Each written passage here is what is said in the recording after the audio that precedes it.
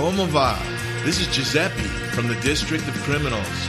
I pulled some strings and gotten you front row seats to my new show, The Perfect Triangle. Live, Friday, 6 to 8 p.m. Eastern Time on Revolution Radio Studio A. The Perfect Triangle is equilateral, three sides of the same length. In an angry, bipolar world, three perfect sides reveal many truths. Body, mind, and spirit. Thought, word, and deed. Conspiracy, propaganda, and truth. Natural health, allopathic tyranny, and your body. Freedom, globalism, and sovereign nations. And so much more. Each week, the Perfect Triangle will blast through fake news lies, champion the natural way and natural law, unravel the Orwellian deceptions of our corrupt government, reveal the satanic evil of globalist banks and transnational corporations. Tune in every Friday, 6 p.m. Eastern, to Revolution Radio, Studio A, for thoughtful discussions with free thinkers. Your calls are always welcome. The Perfect Triangle with Giuseppe from the District of Criminals. Join me, won't you?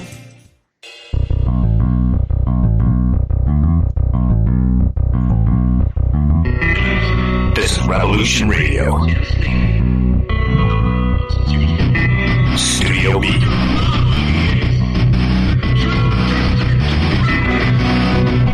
Are you ready?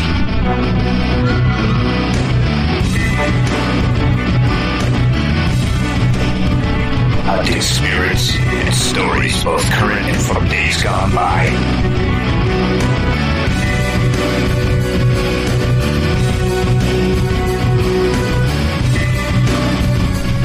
It's the Spectre Detective.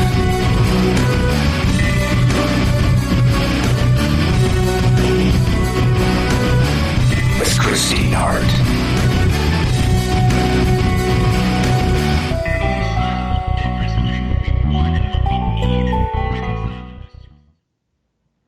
Hi, good evening. It's Christine Hart, the Spectre Detective. Welcome to the show, going out live across London today. This evening, rather, it's 9 o'clock in London. Very cold.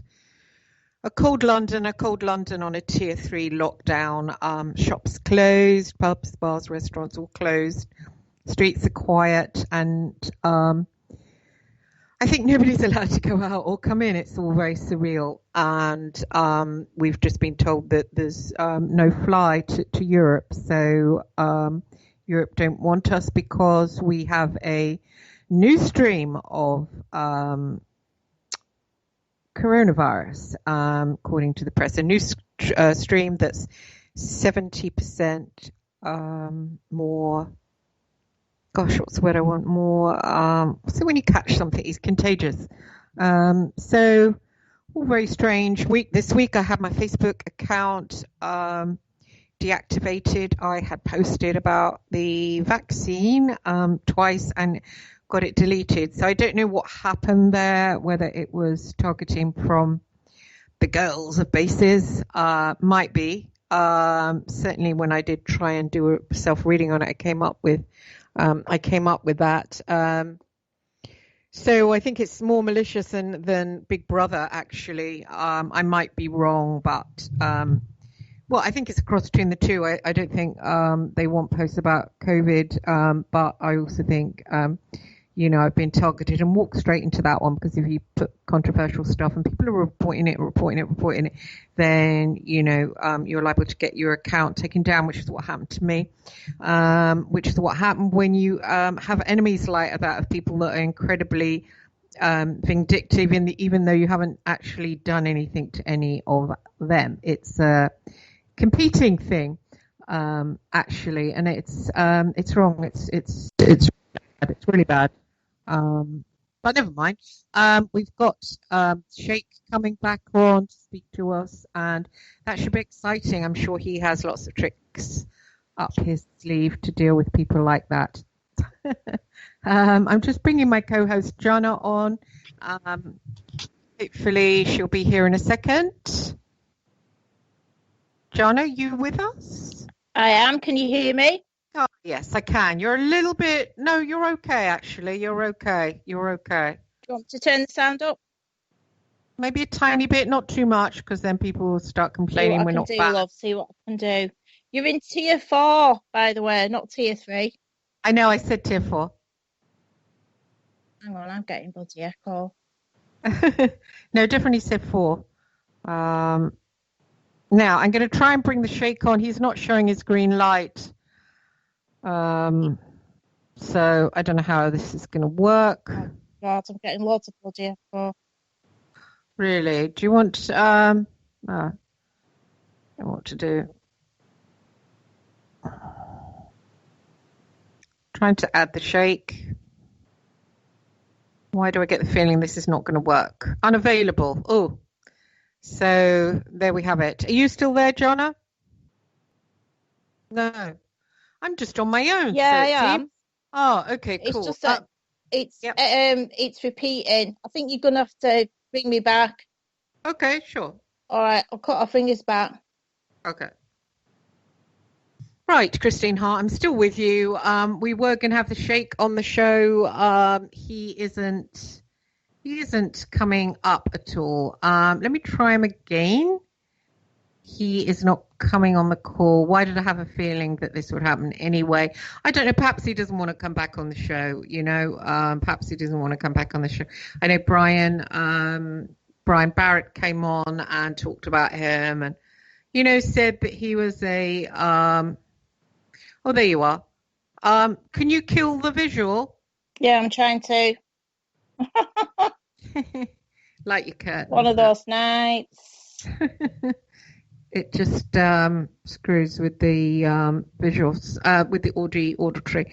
So just telling the audience that we don't have, thank you, that we don't have, the Sheik might not be coming back. It might be because of, we had Brian Barrot on last week, and he was saying about how the Sheik was a Shia magician, and I know his son was listening, didn't like it, and so perhaps he just doesn't want to come back to answer to that. Hello? Okay. Yeah, so perhaps he doesn't want to come back. Yeah? Oh, I don't know if she can hear me. So let's talk about the COVID until we bring on Brian. I don't know if Brian is around or if Brian wants to come on. Should we see? I know where it is. Can you hear me? Hang on, love. Hang on. I know what I've done. Right. Okay. Like a stupid bin. I've left bloody the thing on off now. I'm having a fibro fog day. Don't worry. I can hear you really clearly now. Ah, beautiful. Yeah, it's what I've done before. I've forgotten that I've put the Revolution Radio website on, and I'm listening to the last few minutes of the Native American lass, and I've forgotten, and that's why it was echoing, but I thought it was me. Oh, that's brilliant. Okay, well, don't worry. So let's crack on then with the show. Let's talk about censorship. As I was sharing, the second part of the show we'll bring on Brian Barrot, I think, but he's not around at the moment. The Sheik still might turn up. My phone has gone dead, though. I can probably plug it in at half time. So this week I saw my Facebook crash. I don't know. Did you notice it go, Jonna? Did anybody notice? Yeah, because we were talking on Messenger 1 minute, and then next second it said this person is unavailable on Messenger, and I thought, what?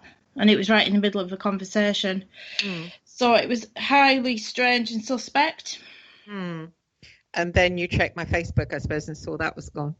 Yeah, it was weird. I had posted about I don't know if you saw it, the nurse. There was a nurse who took an injection.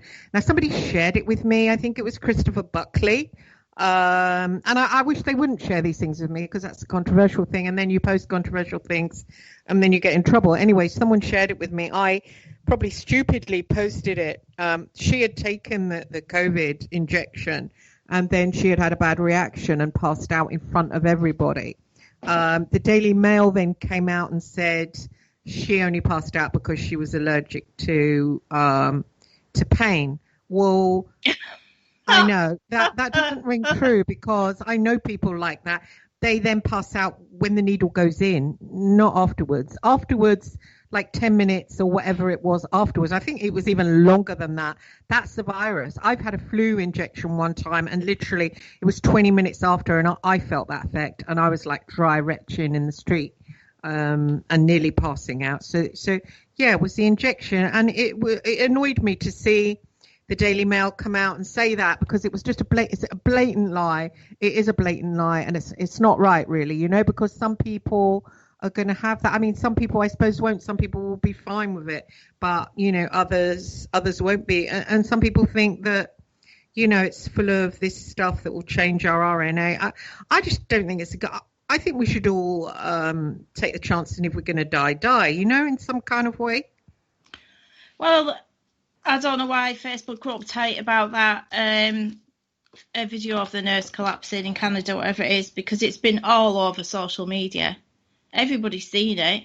So a lot of others post it. Well, what happened? I posted that, and as well as that, I've been shadow banned for like a long time. I have 5,000, which is the top amount of friends you can have, and I don't know how many followers, maybe 5,000 or something like that, maybe 10. I'm not sure, can't remember, but sometimes I can post things and they can just sit there all day and just get ignored. So I know that my stuff isn't circulated, because at least a handful of people would give you a pity like. You know, I mean, I give people pity likes if I see them standing there with no one liking them and they've said something, you know, because it's not nice just to ignore somebody. And my post can stand there and just get ignored. So I know I've been shadow banned. So I don't know why, you know, they would go against that. But then when I was out, I went into Tesco and saw in the Sun newspaper that in secondary schools after the Christmas, the army would be going back in the school to swab all the kids. I really didn't like that. And so I did another post from the car, and I said, this is really scary, the army going into the school to... Yeah, I saw that. Oh, you saw that? I did see that, yeah. Did anybody like it? Did anybody comment on it? Well, from what I can see, people normally like and comment on all your posts. Did anyone like and comment on that? Because I get a bit of trolling from different people where they post comments that are just completely nothing to do with what I've said, you know, that kind of thing, that they kill a post dead, you know, that kind of thing. I was going to say you will do about COVID, because people are very passionate about it either way, aren't they? Oh yes, mad. They're quite. I'm not anti-vax. They can go ahead and take it. I just don't want it. So you know that I had an argument with quite a few of them about that. I said, no, I'm really dying for you to take it, mate. You know, take it. I will cheer you on. You can have mine. I'm not anti-vax at all. I'm just not going to take it, and my son isn't going to take it. So how about that one? I just take the view that. Oh, sorry. I don't mean to talk over you. I just take the view that it's up to you as an individual to weigh up everything that's going on in your life. Yeah. They get really cross and weird about it. And I said, look, mate, I had the flu vaccine. Obviously, I'm not going to like another corona vaccine if I got sick off a flu vaccine. You know, it's to do with that, really. Well, I've noticed on Twitter. Did anybody comment on that last post of mine? The one about the army? I think they did. Yeah, I can't remember what they wrote though. But definitely people had commented on it. I've noticed on Twitter, it seems like every day people are writing that they've lost somebody to COVID, or they've lost somebody to suicide. And I had to report a tweet last night because somebody had tweeted that 3 of the friends that killed themselves, they couldn't take it anymore, take care of everybody. And I thought, oh my God. So you can report it as potential self-harm or suicidal. So I reported it. But I went in my kitchen last night and I saw, like, I've got quite a big back kitchen window that backs onto a street. And I saw, like, lights flashing, but, like, there's lots of Christmas lights everywhere. And then when I looked, there was an ambulance and a police van outside a house. and then loads of ambulance people and police were milling about. I thought, oh my God, what's happened there? And then next thing, my brother's texting me saying his neighbour's been taken away in an ambulance. And I'm thinking, oh God, what this like chaos is breaking out everywhere. There's something going on. I think there is a worse strain of it. I think it has mutated. Because that before, when the lockdown before, earlier on in the year when it was bad, in like the springtime, I didn't notice people posting on Twitter about losing people like they are now. Something's going on, for definite, in my opinion. But the army going into school, more of it. The army is going into school. I don't like that. I really don't like that. Secondary schools as well, to get the secondary school kids. I mean, people are saying about, and I don't know, this will crash my YouTube channel if I put it up there. That it's risks of infertility. So I don't want my son to take it. Actually, he reacted badly to the mumps injection. Yeah, we nearly lost him. He nearly went withdrawn within himself. And I had them done separately, privately. And the doctor said probably if he had the MMR, you would have lost him, to autism. Oh my God, you're joking me. No. He just had the mumps, so it must be in the mumps thing. And he just didn't speak to me for like a week. He just went really withdrawn. It was horrible. Actually, felt the whole world. Terrible, Christine. Yeah, he was just gone. He was gone to me. It was horrible. He came back though, and the doctor said it's lucky that you went and got them separately. I hate vaccinations. I'd rather die. I'd rather get it than I just don't like them because you're injecting with a little bit of what it is, and you might not catch what it is. I'd rather risk it because some people just don't react well to them. Well, when I was growing up, there wasn't this many autistic people. Absolutely no way.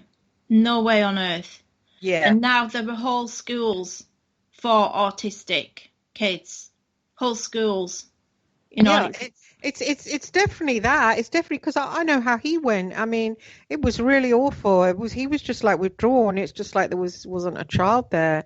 It went on and on, day after day. I was shitting bricks. I mean, not being funny, having a child like that must be just really hard.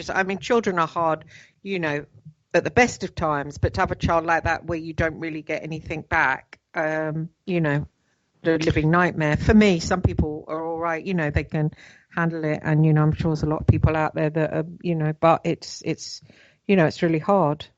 I know in the summer this year when I go out for me walks about, because I walk quite a bit just around, just to get sort of exercise.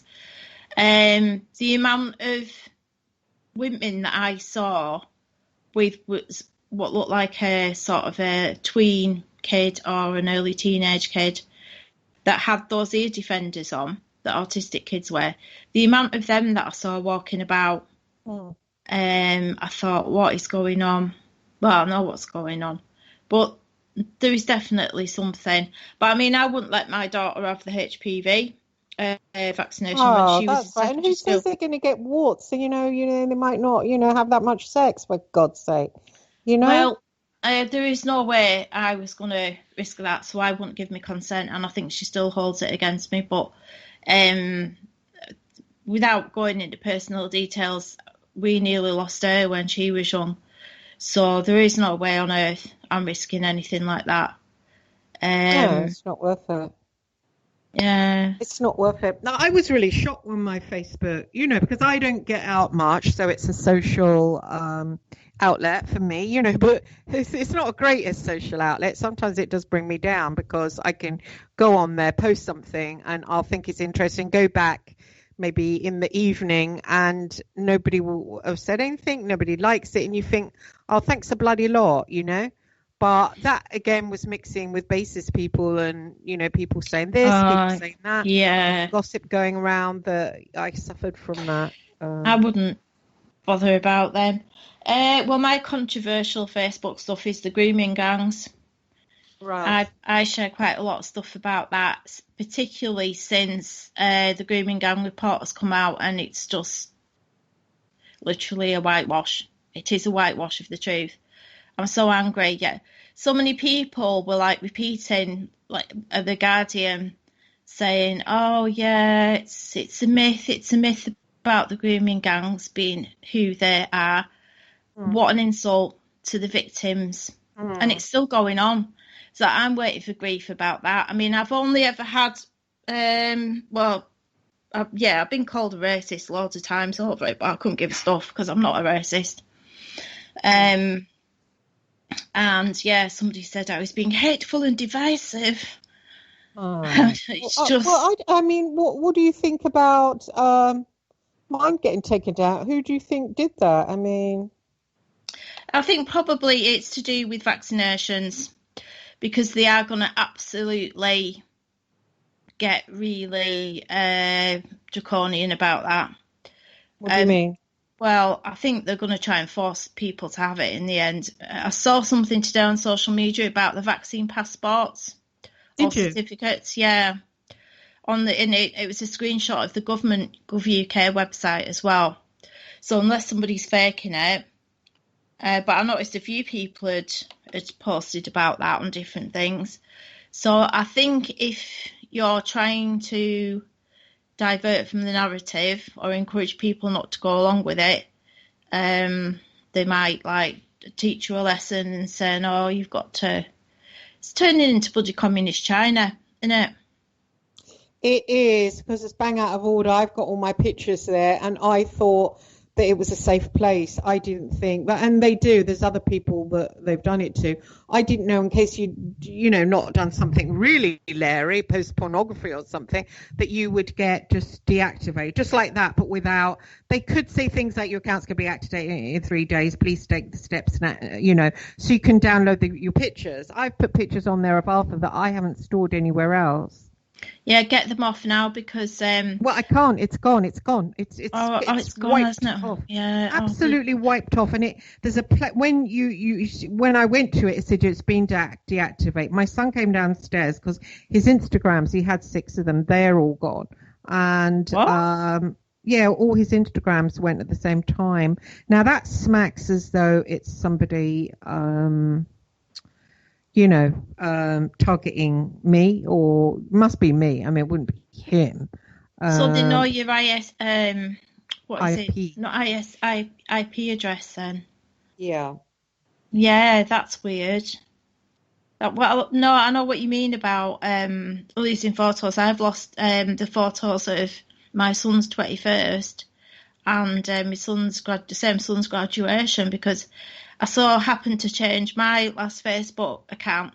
I decided to change my name to Pam Landy out of the Jason Bourne film, the CIA director, because I was paranoid where I was working at the time.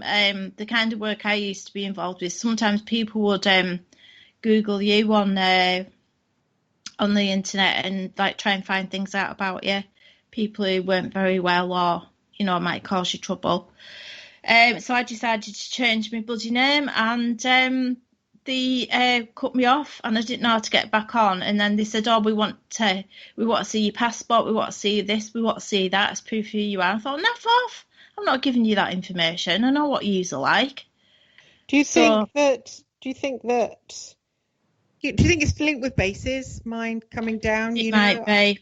I think it is. There's something about it. I did the thing, because that Sheik hasn't come on, and what a shame. I wanted him to. He's been coming to me, a lot on the astral. He's, I interacted. Well, we'll talk about that in the second half with the Djinn. We'll talk about it with the Djinn, Brian. Brian, yeah, yeah. Meeting with the Djinn, and it's a shame we can't do an interview with the Djinn. That would be really good. I know, it would be good. And so I've almost just been learning magic in a way off him on the astral. And I don't know, would he have admitted it if he'd have come on? Who knows? Maybe we can get him on next week. Who knows? But I've been learning. And I thought, you know what, I'm going to do the Ask God to show me in the dream. And I did that. And then I met up the Sheik in the dream, and I said, look, I got this problem. I want to know who did this to me. And he said, just ask again. Anyway, I saw the face of the person that I mentioned in the text. And then I did it again a night after. I said, when I wake up, I want to see the face of the person. And I got that face again. And that's not a face that I think of. I mean, a lot. I mean, I just don't, Mm-hmm. And it was because they thought that I had done something to them, and they had linked together with someone else, and someone else had got their nose put out of joint because I'd done the radio show and, met the woman in the desert and fought with her. And I'd just like to say to them, no, everybody that's listening, it wasn't who you think it is. It was no one to do with bases. Okay, so chill out, back off. Please, anyone to do with that goddamn Miles Johnson and the Kerry Cassidy, back off me. I don't have anything to do with you. I don't want you to have anything to do with me. Leave me alone. The person I saw had nothing to do with anyone like that. It was someone completely separate, wasn't it, John? I told you about who it was. It nothing to do with was. bases. Absolutely. Anyway, a certain person had got their nose out of joint, and they joined together with that person to target me, to get my they tried on the YouTube, hadn't got that, and they tried on the Facebook. If I posted anything that was anyway like on vaccines, because they're now enough to know that they don't like it, they reported it and got other people to report and hit report, and then eventually if you get reported so much for things, then of course these bots don't like you, and that is what had happened. And that actually makes more sense than Big Brother thinking I'm some kind of threat when actually I'm not. I'm not a big voice. It does make sense, don't you think? It's probably the more likely explanation, but I wouldn't be surprised in the new year if the latter was true, if they were clamping down on people disagreeing with vaccinations and things. But I think it's just because if you look at you see other people in the truth movement, like Jamie Lee even, that came on last week. He is massively anti-vax, and he literally has 200, 300 likes, unless it's something to do with the UK. I mean, we're hit pretty hard out here. He's American. They're out in America. Us, and I suppose I do mix in with a lot of journalists like Julie Birchall and all the others, and although we don't speak to each other, I'm less in the pecking pool, obviously. Worked for the tabloids. I did work a bit for the Sunday Times. Isn't she? But, yeah, she is. But good on her. Yeah, well, I don't agree with with her saying that there's no need for it. But she. Yeah, so what these people are pro-vax anyway. So, but Jamie Lee posts loads of anti-vax stuff. So I don't understand, because I'm not like a big voice. Do you know what I mean? Yeah, but he's in America, isn't he? So, I see. Yeah. So it's probably a more legally difficult or something to shut you up. Yeah, but I'm just about sick of that basis lot. I am. What can one do just to get away from them? I mean, is it ever possible, or that's it now for the rest of my life? They're somehow like looming around me, like it's like stalkers, really, isn't it? Don't they ever go away? Don't they ever get bored? Don't they just get bored and just piss off?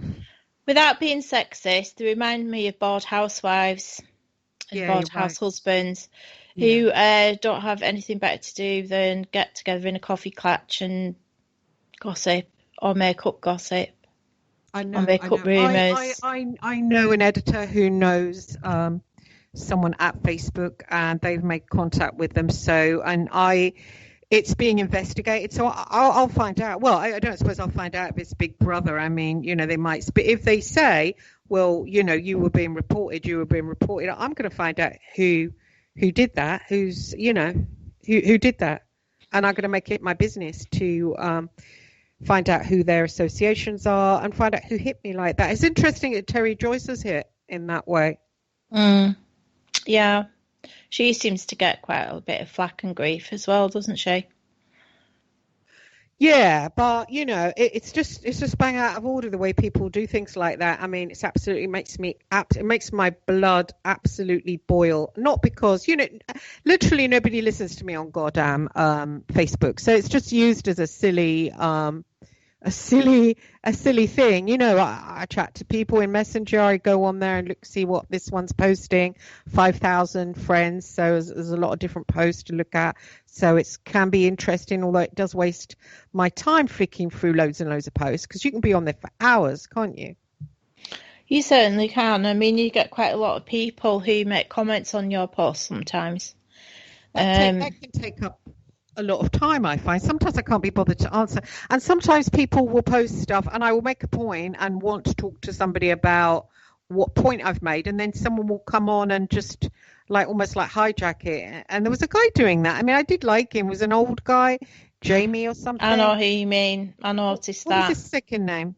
I don't know, but I know you're on about. But he did it a lot, and I began to think, mate, what's going on? Whenever I post something serious, he would post underneath it something very intense, which puts other people off, and it would be totally not about what I was talking about. And then if anybody else would comment, he would then comment under them and sort of say, "Are you mucking about, mate?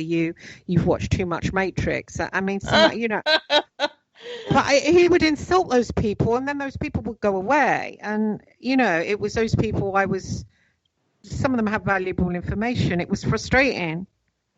Well, you should have challenged him and said, yeah, I should have said, mate, stop this. I've had it before so many times in the past, people hijacking my posts. I've noticed Christians tend to stick the raw in a lot and, do the usual dogma, and it gets a bit boring after a while, doesn't it? Because you think, well, can't you sort of just on a conceptual level open your mind to consider this as a possibility and have a look at it at least, instead of nope, this is bad, it's demonic, this is that, and you think, oh, give it a bloody break, mate. There is another worldview out there apart from Abrahamic religion, believe it or not. Oh, I know. And you can do that without being disrespectful to people as well. Mm. So I don't know if I'm going to get it back. I mean, someone's investigating it for me. I mean, I might get it back. I might be able to get my photos back, but I've lost my photos then. It just smacks of the kind of vindictiveness you get from the Miles Johnson camp, and the sort of the hate that comes from that direction. And then the that last text I got from Miles, which is like, "You deserve to burn in hell, someone like you." I mean, what I felt like saying, I just withdrew and I blocked him, but I felt like saying, mate, list the things that I've done to you. List them down, because I want to know what they are. As far as I know, mate, I haven't done anything to you. I'm not concerned with those people. I've got a child to look after. I don't think about those people or doing anything to them. The only time they piss me off is when they blog about me or something like that, and I say, take it down, whatever, It's always based on bollocks. It is. And then, you ask them, oh, what do you think I did to you? And they go, oh, you did this, you did that. And, oh, you did the other. And you told somebody to get me. What the hell? I've never in my entire life said to a man to go and beat up a woman. I'm sorry, that's not in me. It's not that important, love, honestly. But I wouldn't even do that when I was younger, when I was a teenager. No way. Tell a man to beat up a woman. I would hope that God would strike me down with the worst disease going if I ever said something like that, because that's disgusting. Yeah. Men hitting women is disgusting. Of course, yeah. Well, but people believed it when somebody said it. People believed it. So that's the Miles Johnson, what he puts out and all that stuff. And if I get one more attack from those people, I'll let off my attacks. And no, they won't be stuff like telling some scumbag to go and beat somebody up. No, I'll do it legally. I've had enough. Mm-hmm.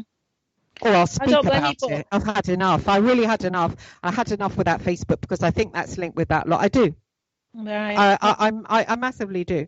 Why that Terry Joyce, when she had her Facebook taken down, why is that nobody else that I know of? But she had that done, didn't she? I think she thought that was to do with the Hawkstead people. I don't think it is.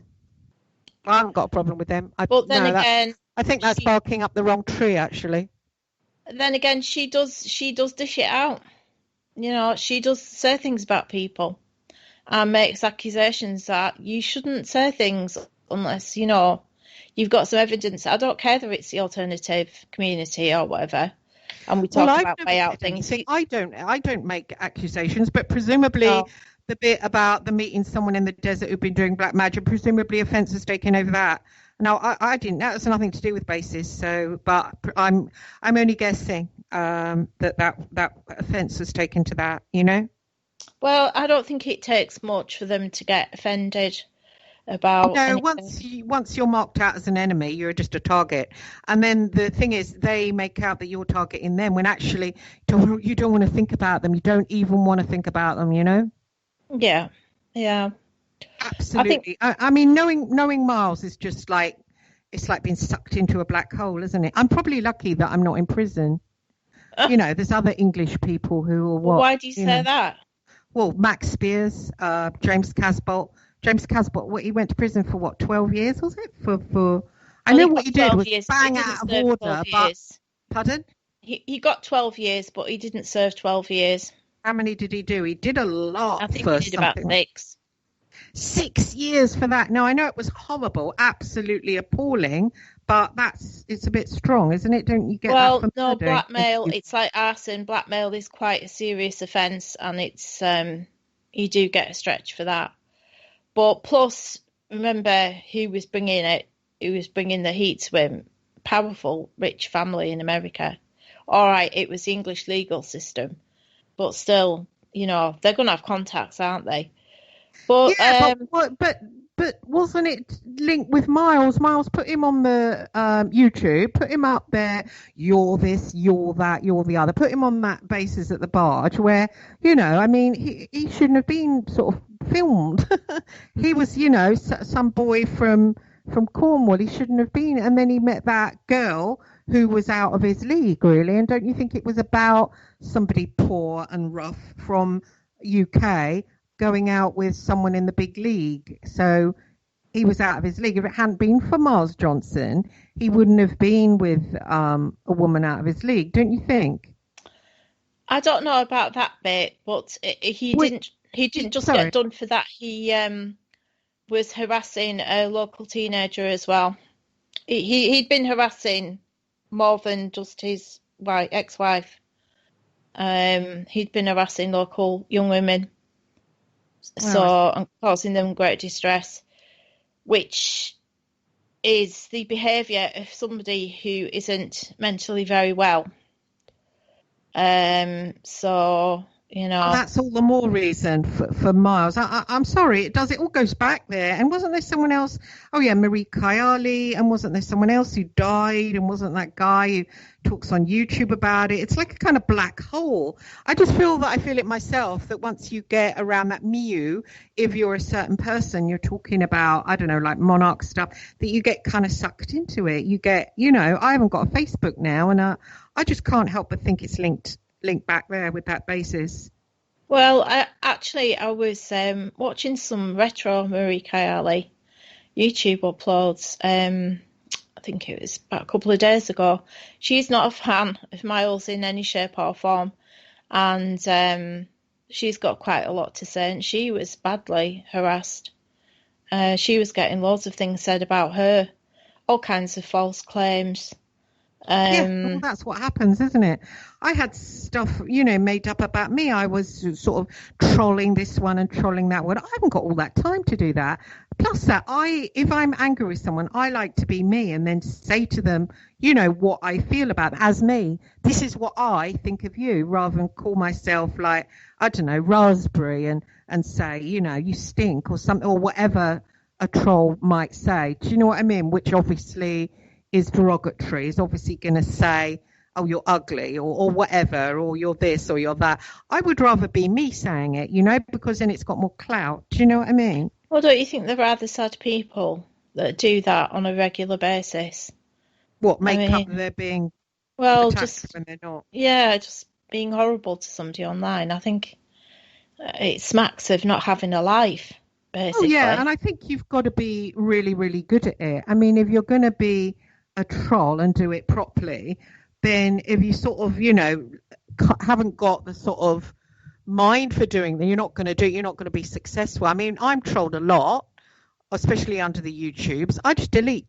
Oh, you're stupid. You're this, you're that, you're Satanistic. Just, you know, it doesn't mean anything. But when you get properly trolled, like I was for 3 years on Amazon, by somebody that's intelligent, then it's really nasty. Now that's proper trolling, and I don't think any of those basis people have ever experienced that. I really don't. I just don't. And I wish actually that I had the capability or the mind to do that, but I don't. I mean, I just haven't got that kind of mind. You got to admire it in a way, you know, that nasty. I don't know. I think you probably have to have some kind of demonic energy, you know, to really get under someone's skin and to work out what it is that they fear most, you know. Have you ever seen that documentary about the most hated woman in Britain? No. Was it about me? No, no. It's on Channel 4OD. You should check it out. I think you'd find it quite interesting. No, it's about this young woman from Leeds, and she kind of trolled them back at their own game, but made loads of money out of it. And she ended up getting like a PR person who, because they're a PR person, just knew how to up the ante and just trolled the hell out of everybody. But she's an ordinary working class girl from a council estate in Leeds. She got hideously bullied when she was growing up because she was flat chested. And so the reason why this all started is because she got a boob job on the NHS. And I think she did page 3 for American listeners. That's I don't think it exists anymore, but it was page 3 was a topless model photo that used to be in a daily newspaper called The Sun. So that's what a page 3 girl is.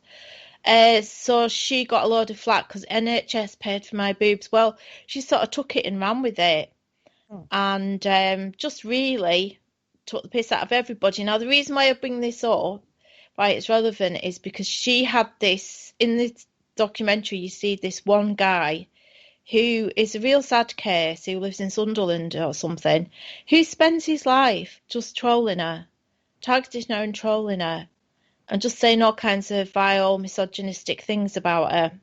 You know, she's a single mum. She's got a couple of kids. Because of her bullying experiences, she suffers from severe anxiety. So at one point, the council were paying for her to go with the kids in a taxi. But because people found out and people started slagging her off, apparently the council stopped paying for her. So there's like all these different things, but she did get her own back on people. She just like whammed them up completely with all kinds of really bizarre stories. And but she became absolutely notorious. So loads of people knew about her and knew what kind of things she did. But most of it was just taking the piss out of them. So you can sort of direct the energy back to them as she did. You should check it out. It's a funny program. I think my one was using, you know, as I said that before, you know, when I spoke to Coetting about it and binding who I knew it was. Well, as a suspect there was a boy and a man involved, and a man and a woman involved, because they kept saying, you know, why are you having a go at such and such a woman? She's just a better writer than you. You've got to admit that. And so it made me think it was her. But you know, I had never trolled this particular person. And she'd spread that around as well. It's weird, the ones that do it, the ones that attack, and they spread around that you're doing it. That's crafty. Well done. It's crafty, you know. Anyway, she, Coetting, I gave him both those pictures and he bound them. And I had that experience of needles falling out of me. So I think, one of them was using black magic, you know. It's amazing how many people do use that dark magic. It's disgusting, you know. Amazing how many people are out there doing it. I was going to talk to the Sheik about that, but... There's lots of people that are into Wicca now. I mean, I rang up the hospital the other day to make an appointment, and tomorrow I'm going to the hospital. And I said, oh, what's the name of the guy that I'm seeing? And she said, oh, blah, blah, blah. And I said, what's his job title? And she said, ESP. And I started laughing. I said, is he going to give me a reading? And she started laughing. And I said, well, it's funny that. I said, because I'm a psychic medium. And she said, oh, yeah, I'm a Wiccan. And I went, oh, are you? That's interesting. And I thought, oh, bloody hell, they're everywhere. They are everywhere. It's weird, especially around that basis. So it's kind of natural, isn't it? that Pardon? some of them, it's kind of natural. There's that many people into it now that some of them are going to like end up leaning onto the left-hand path or whatever you call it, and like doing dirty deeds to people. Yeah, but it's a lot of because it's like they've got nothing else to do, and why are they doing magic? They're only doing it so they can curse other people, aren't they? I mean, that's why they're doing it, to get power in lives that aren't powerful, that are never going to have power, and so they use that. And it's it's annoying that the basis thing was a kind of a now they're blatantly doing it. I suppose they're doing the guys doing magic. They are sort of having that on there, but they made out that was about whistleblowing and victims, and actually it's not. It's just a new age thing, and it attracted people doing curses and stuff like that, and then other people wander in there not knowing, and then they get sort of end up in bad ways. Just so many people seems like they've been victimized or ended up in a bad way, and I know you're saying about Casbolt, what he did, and yeah, sure, but I just think because he was bummed up to something, he went and got a life that was too much for him, basically, and sort of reacted in that way. Because you think about it, if you ever go out with a guy who's quite rough, and then they say things like that, like, "I'll get some money then, bitch," but like another woman who's equally as rough will say, "F off, mate, you ain't having it." Do you know what I mean? But if you get a posh girl, she'll go running, "Daddy, daddy," and then they'll do all that time in prison. So it's like, I just think he was out of his league for a rough boy from down there in Cornwall. It's the sticks down there. They don't really sort of mix with people, and they're not sophisticated at all. Certainly not to go out with people that are, that's what I think. I mean, and what happened to Max, for God's sake? God knows. He's bloody dead, isn't he? I mean, he should have his life. He wasn't sick. He wasn't dying of cancer, and he's dead now. He was like healthy, and why was that? He was out there, introduced to people when he was out there, and he's bloody dead. I mean, it's all very weird, isn't it? It's all very. Oh, is it perhaps unlucky when you get to know Basis? It's called Basis. It's all very sweet, and Miles has this lovely, charming little voice. It's all very sweet, isn't it? All very attractive, but it's not deep down. It's like a kind of a black hole, don't you think? Yeah, I think the early Bases, some of the early Bases were definitely interesting. Like when they had Griffin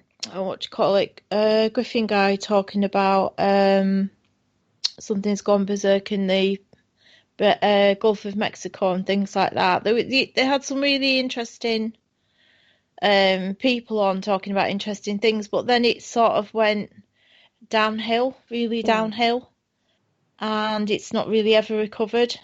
So I think it had a short golden age. But I don't know. Well, I only came to it because that woman came and said I had mind control, and she put me in a group called Overcomers Ministry on Facebook, and Nina Valentine was in it. And then I was just merely watching. I didn't believe what she'd said, but I thought, oh, nice woman, I'll stay in this little group. But I didn't go there much. And then when I did go there, I saw Nina Valentine. She was in there. And then she was talking to this man. And I thought, oh, I'll click on that. Looks interesting. And it was Miles. And then so I clicked on his channel. Because then he started saying to Nina, "Do you know the super soldiers?" And I thought, well, what's that? And so then I clicked on his channel and then found Casbolt, who was like, had the same childhood as me, like adopted at age 4 from a Jesuit-run home, and then sexually abused by the father. And I thought, oh, that's weird. That's exactly the same as me, which encouraged me into the thing. And then I got to know Miles. And then next thing, after Max had got murdered, firstly, I was accused of being involved in some way, and that, oh, you know Michael Aquino, don't you? Well, that was because of that group, because the woman running it, Anna, posted, Colonel Aquino is a really bad guy. He started all this. And of course, as a journalist, you think, oh, that's interesting. I Googled him, found his email, and sent him a letter. So could you tell me, were you out at my orphanage, the Crusades of Rescue in London? I think I was a victim of bloody blah. How is that knowing somebody? I mean, I've done that to Elton John, Paul McCartney, when I was a journalist. And Jude Law. Does that mean I know Jude Law? Could I maybe get on here and say, yeah, I know Jude? No, you don't. You just emailing someone who's like famous and asking them a question. And Miles Johnson started putting out that I knew him. And then he put out that I had given him his bedside phone number. More bullshit. And that affected me. My popularity, certainly. And then other people picked that up and ran with that. Christine knows black magic. I don't know any magic. And that's what it does to your reputation, But he talks shit. I mean, haven't but people listen, and then all the other people around there listen. And not only that, what else was it? Oh, yeah, somebody put out something that Max has said to them. Oh, Christine knows all about Miles, all Miles gets up to, and Miles's pornography empire and stuff. What the actual bloody F? I have never been to one of his talks. I haven't been round his house. All these people that said I knew about his dirty books under his bed. Well, I hadn't ever been to his house. They had been to his house. Do you know what I mean? It's like, say you had some secret hobby and I'd never been around your house, but all these people had. And then they point the finger and say, you know about Jana, she's a secret drug dealer. And I'm like, well, hang on, no, I just only spoke to you. You're the ones that have actually been around our house and seen the drugs growing. It's like, I don't know anything about it. I don't know the guy. Just what I, seen on Facebook. Oh, is this the next stage you go through? You speak to him about it. And then what's the next stage after that? Oh, the next stage after that is you get your life ruined and your Facebook account taken down when you get attacked by all his little favorite people. No, it's weird. It's some kind of bloody, I don't know, some kind of weird cult or something. And then I get smeared like that one, Jolene, putting out, I don't go near bases. It's Christine and all. What the, it's like, I've got nothing to do with it, mate. Oh, I don't know. Well, I just think it's the alternative movement themselves. It just seems to be a haven for this kind of thing. But you can get your life ruined. You can get your reputation ruined. Yeah. And you can get your life. I mean, I've lost all my pictures of my son. And I do think it's that. I think I walked into it by posting the anti-vax things, and I think they saw their opportunity. They're clever. They watch you non-stop. They have fake Facebook profiles that they use to spy. They preside over you. They watch you. And I think they thought, oh, let's use this. Let's report it, and she'll get her Facebook taken down. That's a big thing they like to do. I'm damn sure they're trying to get my YouTube taken down. I've got a news flash for you. What? One of your friends on Facebook has just messaged me and said, can I tell you that your profile has reappeared on Facebook? So you might have got your site back and your photos. Really? That's just come in now, yeah. Oh. Well, it must be through that editor. Let me look in my... I haven't got an email or something. She's listening to us, so she knows she can hear what we're saying. Is she sure? Because I set up another one. Is she sure that's the proper one with me with the red lipstick and blonde hair looking absolutely awful? Can you ask her? Okay. I'll ask her. One sec. I'll just bring this down. Gosh, I can't see anything. Is it the one with 5,000 friends? It can't possibly be. Oh, I don't know how to get out of this. And of course, my...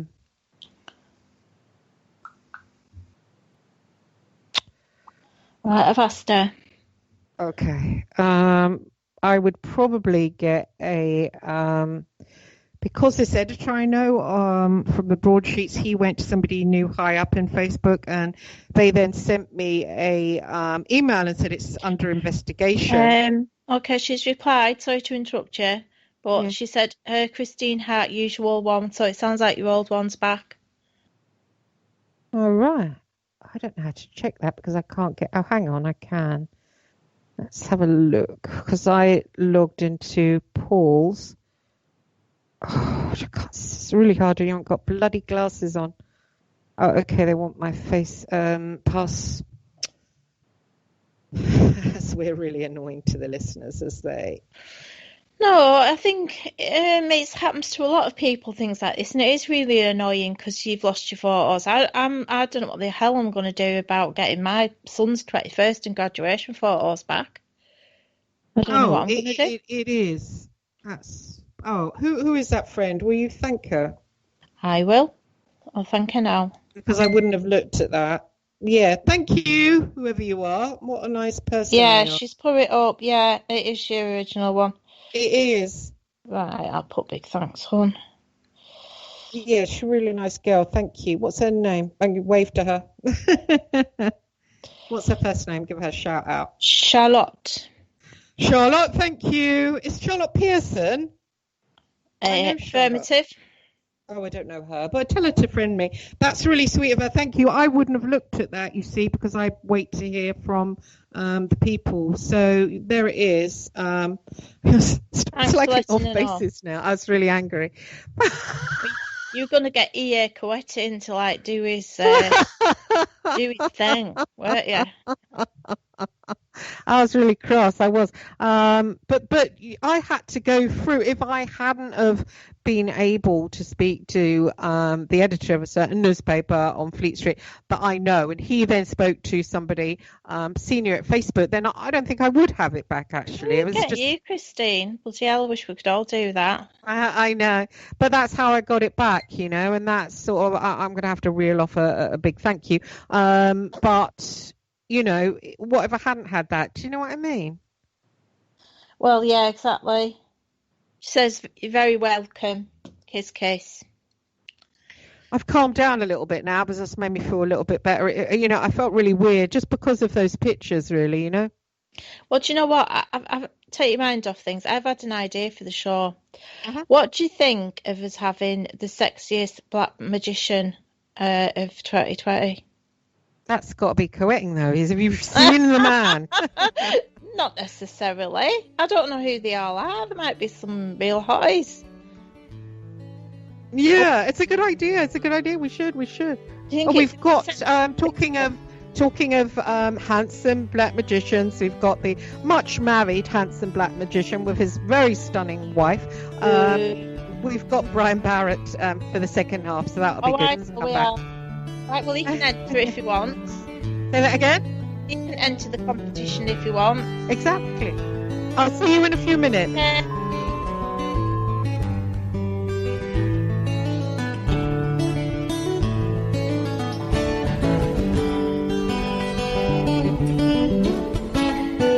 Listen to Revolution Radio at freedomslips.com, and we'll be right back after this message.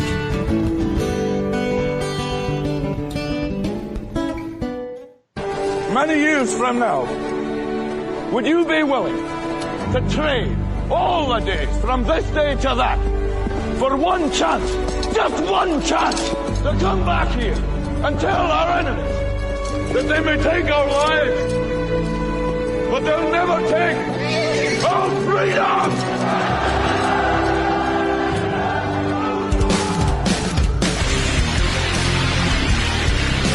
The future is uncertain. I know this. Death is inevitable. I know this.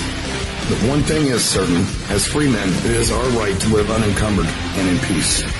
And those times are quickly drawing to an end. And in these times, peace is certainly an illusion. And as the chains grow tighter, our ability to slip those chains increase incrementally with every passing moment. Inaction is no longer an option. It's time to raise our voices like a cacophony of thunder and lightning and tell the masters no more. And this is Nighthawk, and I say, for myself, no more. Revolution Radio, freedomslips.com, because the freedom is slipping away.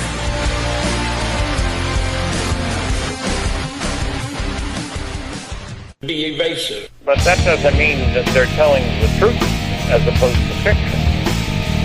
In Genesis chapter 6, verse 4, there were giants in the earth in those days, and also after that, when the sons of God came unto the daughters of men, indicating that there were giants before the Nephilim.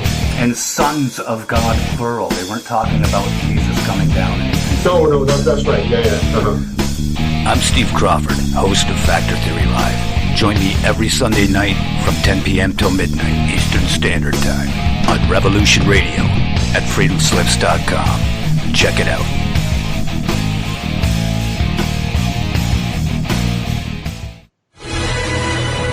I want to thank everybody for listening to Revolution Radio at freedomslips.com, the one place where information never sleeps.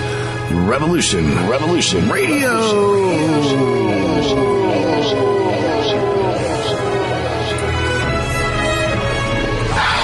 right, let's show them what we got, guys.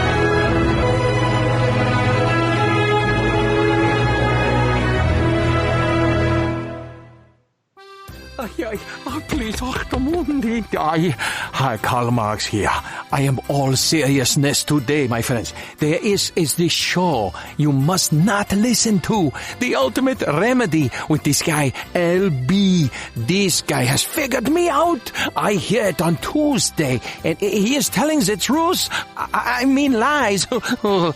Stay away from this guy. Where's my good hairbrush? Anybody see me? Mama! Want to learn more about the Marxist agenda and other important stuff? Listen to The Ultimate Remedy with LB Bork. Tuesdays, 6 p.m. Eastern. Right here on Revolution Radio. All right, thanks for listening while we take that short break here at Revolution Radio, freedomslips.com. And yeah, we're going to get back to your host.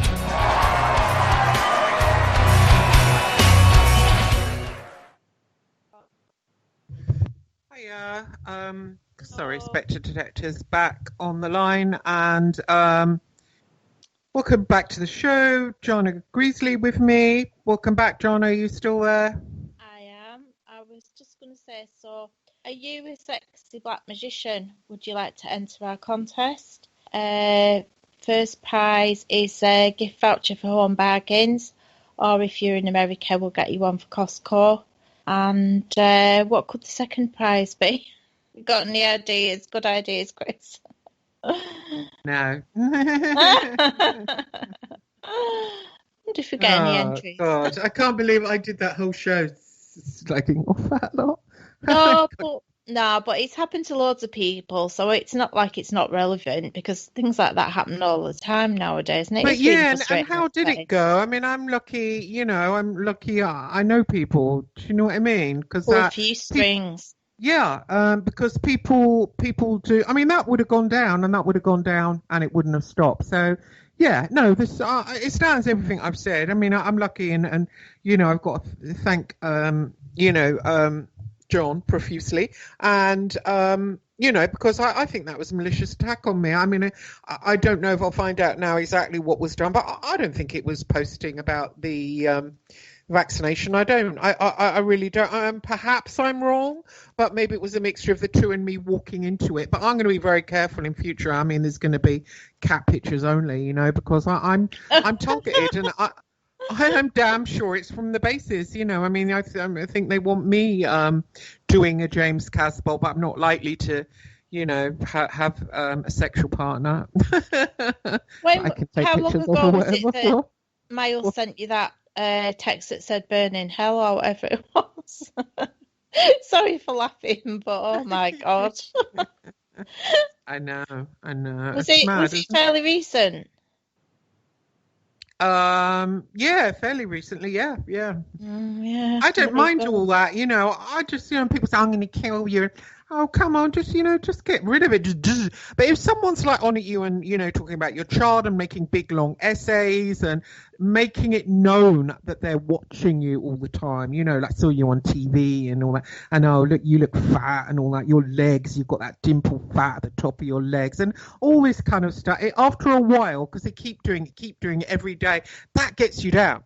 That's proper. And these people that moan about that, they never had that. I mean, they've absolutely never had that. No, that is horrible. But if somebody's saying that they want to kill you, you've got to take that to the police, because that's threats to kill. So that's quite serious. And obviously, and it might be somebody who's unwell as well if somebody's saying that kind of thing. I mean, personal comments about your appearance, that's pathetic. It's that school kid stuff. Oh, I know. I think we've got Brian on. Hello, right Brian.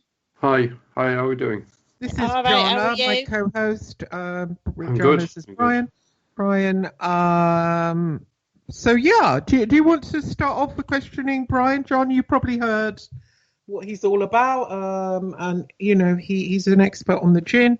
Do you want to go ahead, kick us off? Not really.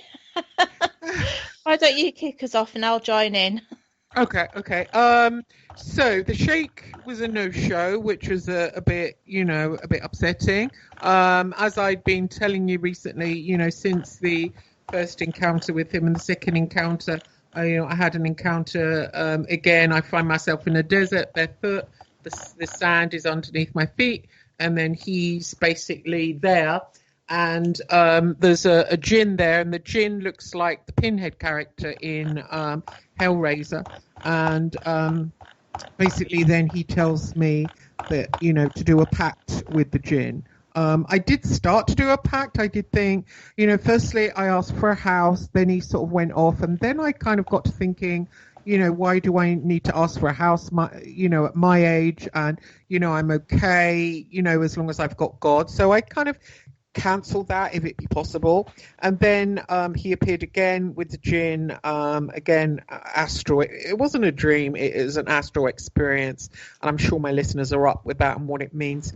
And it seems to take place in this desert and near this portal, which leads to the world of the jinn. I was told it was a Magick, and I think you mentioned to me that type.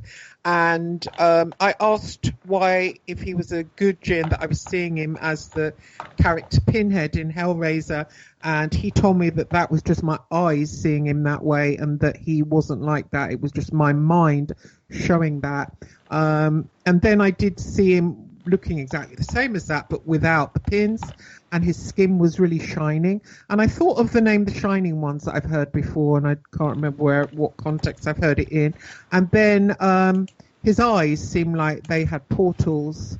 And the Sheik said, I should do a pact with him. And I think I asked for success with my book. I again asked for money, and then what they asked for back of me was that I would bring them people by telling people about them either in a book or whatever way I could, and that introducing people to their world, I suppose in the way the Sheik does, and telling people that it was a good thing. I then asked them what was going on in the world today, like with COVID and the lockdown and us being probably forcibly injected, did that have anything to do with the jinn? And they said that it didn't. And I asked who was that, and they basically said it was just really humanity, the top level of elites who basically didn't want us around, as you were saying, Brian, a sort of a cult, and they said it wasn't to do with them basically. But they wanted me to introduce people to them. I don't know whether it would be through writing or what. So what do you think of that so far? The Sheik is a no-show, so that's a bit sad, isn't it? I told you that earlier on. Did you? What did you say? I remember I said to you, I actually sent you a message, remember? So, remind me? Just describing the situation to you. Could you do it again for the listeners? I just said that you have to be very careful with people who deal with the jinn, because they are so linked in to their host. It's very difficult to decide which one is the jinn and which one is the human. And of course, that they want energy, and to get energy, they need the victim as distressed as possible. So they tend to be deceitful, lie, manipulate, so that the person is voluntarily giving them energy all of the time. That essentially that's what it's about, and that's why they tend to be very deceptive, and that's why they tend to lie, because it's not a question of having a normal relationship with you. Is they want an almost symbiotic relationship based on energy. So the Sheik wants a symbiotic relationship with me, or the jinn? Let's go with the jinn, but the jinn wants the energy. Right. And could you explain? Sorry, you cut out. I know I keep. It's cut out again. You drop in. I know. Could you explain to the listener why the Djinn why he looked like Pinhead of Hellraiser, one of the Cenobites? Actually. Well, they did. He told you himself. Essentially, they appear as you want them to appear. They don't have shape at all. The shape is the shape that we've given them. I mean the whole thing about the Djinn is that they what you call, it comes from the Arabic jannah, which means to be hidden, and they do everything they can to stop you understanding what their form is or what their name is. So essentially, they look exactly as you want them to look. But that doesn't necessarily mean to say that that is in fact the look that they have taken. Oh, that's interesting. It is interesting. Yeah, because if I think about the movie Hellraiser, I remember being quite fascinated by it and being quite fascinated by the Cenobites when they appeared. And actually, they did appear by the guy opening a box. And then they appeared, they were like, "We are here." And there was, I think, 4 of them, and they did come to grant wishes, and they did actually take energy. So I don't know if Clive Barker based them on the Djinn, or maybe he's involved with the Djinn, and maybe they... But I guess it's not a great advertisement for them, really, is it? Well, I mean, the thing is it's all, it's the Djinn appear throughout history. I mean, probably one of the most famous incarnations of the Djinn, of course, is Count Dracula. Oh, really? Oh, yeah. I mean, essentially, Bram Stoker was a member of Masonic orders. He was also a member of the Golden Dawn. And he was a lifetime occultist, and he would know about the shape-shifting Djinn. And he also knew about the legends of Dracula and the cult of the Drakol, the cult of the dragon, if you wish. And I think he just mixed in all these mythologies together to form the Dracula. But if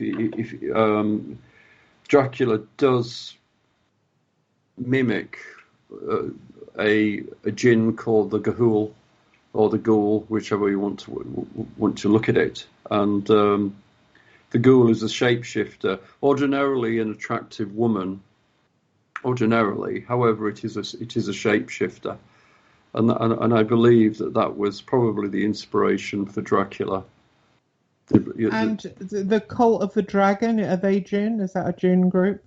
I think the cult of the dragon just made Dracula that little bit more sexy. To put it bluntly, right. His father was a member of the Order of the Dragon. There's a very spurious relationship between the Order of the Dragon and the Church. That also makes it very spicy as well. To write a story. Obviously, there's a lot of intrigue there. There's a lot of skullduggery, and of course, Dracula himself. Interestingly, he was, I think, he is a Catholic saint on some level. He was, there are stained glass windows where you can see Dracula as a saint. So, there's enough, I think there's enough mysticism in there and enough, if you like, contradiction to make him a very, very interesting character, especially if you blend him in with the traits of the ghoul. The ghoul Djinn, who are shape-shifting and feed on human flesh. Although, interestingly, the feeding on human flesh is something Galland put in later in the original 1001 Nights. They don't dig up graves to eat flesh. They tend to attack mortals as opposed to digging up graves. So Galland actually threw that in, but when you actually understand, when you read the 2001 Nights, and then you look at the relationship between the the Ghoul and Dracula, it's alarmingly similar. And that one that I saw, he had a weird. His eyes were a portal. So at one point he sucked me through his eyes, and then I think I was mentioning it last week how he took my organs and put them in jars, and then broke my skeleton up and showed me what it'd be like to be dead. Why did I go through a portal in his eyes? Is there any relevance there? Well, essentially, you go into their world, don't you? I mean, you have to understand that the jinn is probably one of the oldest forms of worship in the world. They crop up in literally every single mythology that you can imagine. For example, if you read about fairies, the fairies which we always presume to be English, actually they really have the identity of the jinn. They steal babies. Yeah, you're right. I thought that today. The fae of the jinn. Yeah. And the thing is that if you read the fairy mythos, the victim is always put into a world which is incredibly strange, and that world, of course, is the mythical emerald mountain range called the Kaf, which encircles our Earth. However, it's invisible to humanity. So essentially, the fairy that such takes them into this world, and in this world they lose all time, and they lose their identity, and they usually come back insane, or they come back just not the same type of person. And do you think that maybe this is his alien abductions, where they do these anal probes and all that? I mean, once again, I know Rosemary Guiley was going around saying that, wasn't she? Well, yeah. I mean, I believe it was you who told me that most of these abductions are astral. They're astral. I interviewed Joseph Jordan from MUFON, and he said to me they're astral, and I said I've had them. But mine were only astral, so I thought, everyone else is having physical. And he goes, no, they're all astral. And I thought, bloody hell, not many people know that. That's amazing. Yeah, yes. So, I mean, if that's the case, then essentially they are fitting what we understand to be, to be the jinn. Why would they look grey, though, the greys? They're a bit boring.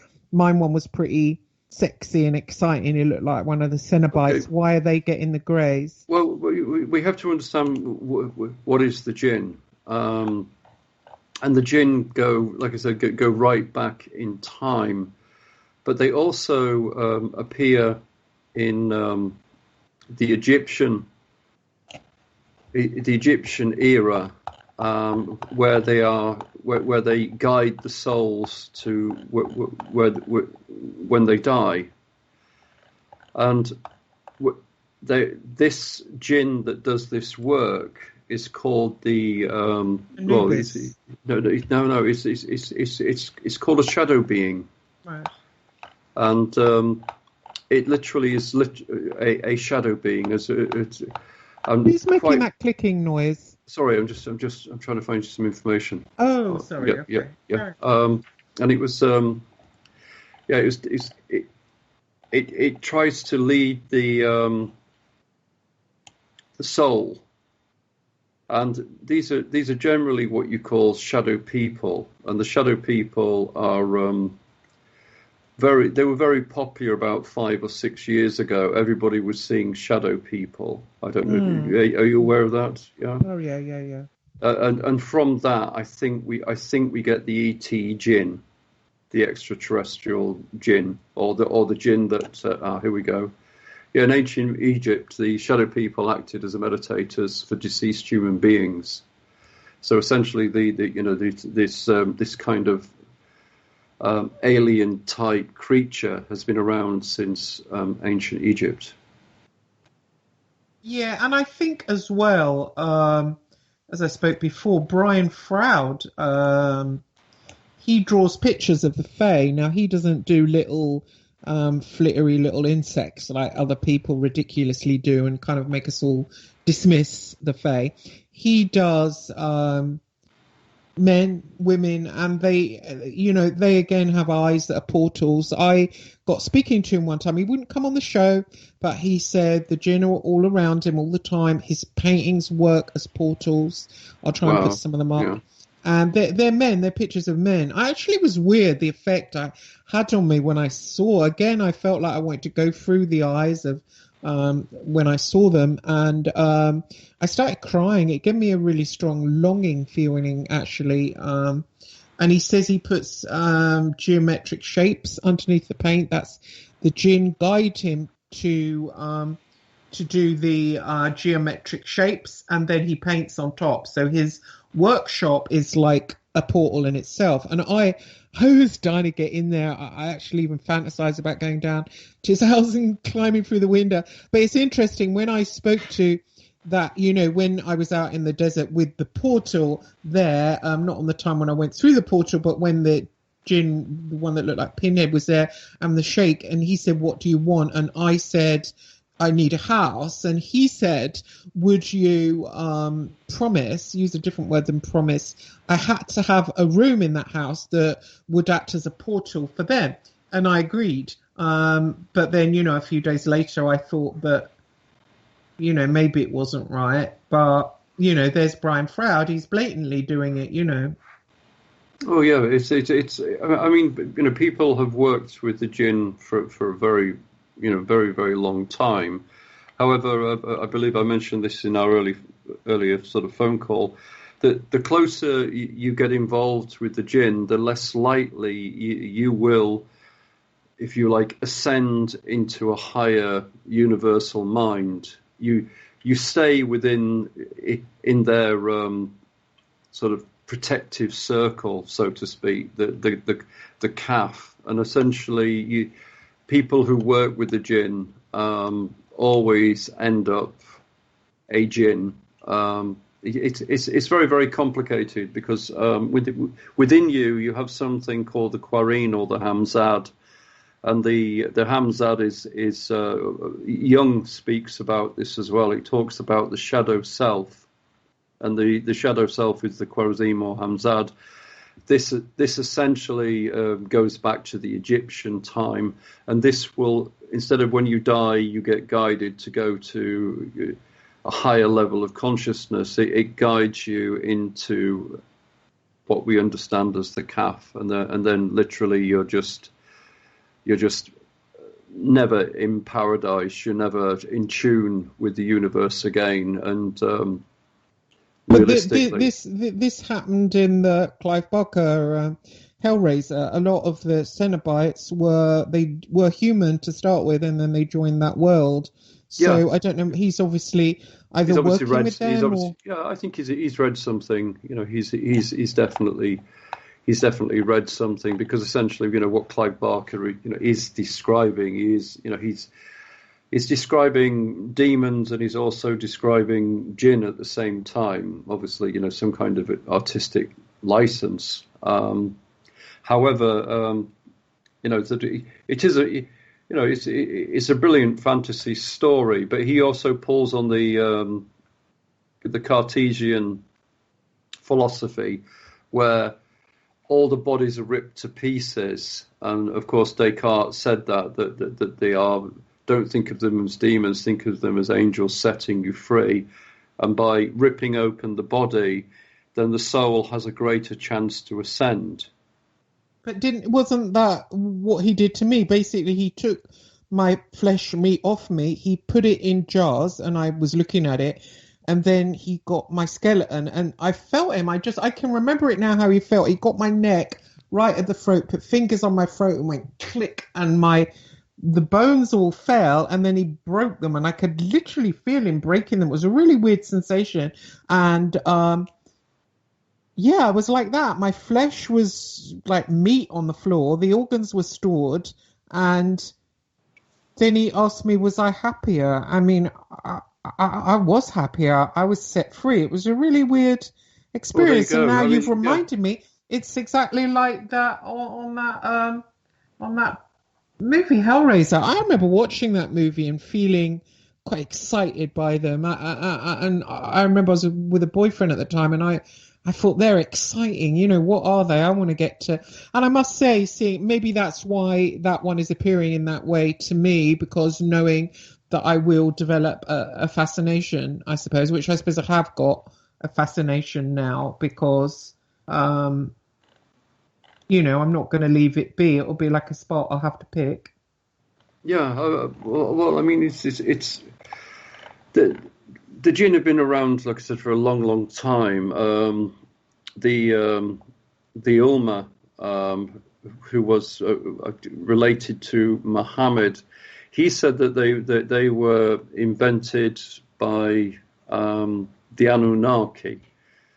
So they're kind of some kind of alien outside of our world thing. I mean, this is historically written. However, it's very difficult to understand what is a jinn, because of their ability to shapeshift and take other forms. You can't really put your money on what is actually a jinn, because it's incredibly difficult, because their objective is to remain hidden. That's what they do. However, as I said, their influence runs through our society completely. Say, for example, the story of Rumpelstiltskin. You know the story of Rumpelstiltskin? Yeah, vaguely, yeah. Yeah, basically. Well, it's a prime example. He wants that they need to find Rumpelstiltskin's name. Right. Yes, and of course they use everything to get the name, and then they get the name by chance. But once they have the name, he loses all his power. And that's always the thing when you talk to jinn masters. The first objective is to get the entity's name so that you can control it. Right.